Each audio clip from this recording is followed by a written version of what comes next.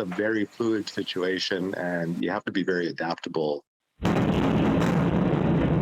Russia's unprovoked war on Ukraine has left that country in crisis. Cities have been reduced to rubble, thousands have died, been injured, and lost their homes as a result. Millions of Ukrainians forced to flee their country, creating a humanitarian crisis. On the ground, it is a very different experience. Manitoban Chad McFarland and a small group of Canadians traveled to Ukraine to help provide aid and transport much-needed medical and surgical supplies across the war-torn country. McFarland says they have also taken dozens of refugees, including the sick and injured, to Poland from Lviv. It took us 9 hours waiting in line to get out of Ukraine back to Poland, and of course, the refugees they have to stop and go through refugee processing and those kind of things because they're crossing for a different purpose.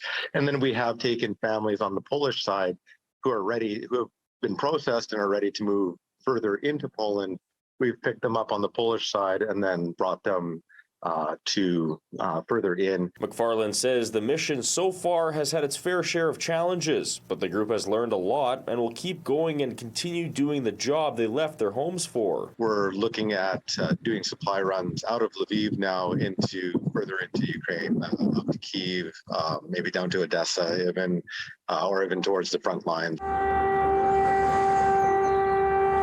McFarland says he has heard several air raid sirens and now seen firsthand the brutal consequences of war, but adds Ukrainians are tenacious and are trying to continue to live their lives as best as they can. I might be here for a month or 3 months. I'm not entirely sure yet, but as long as I have the finances and backing from back home to stay, I'll probably stay as long as I can or until the situation here is much better.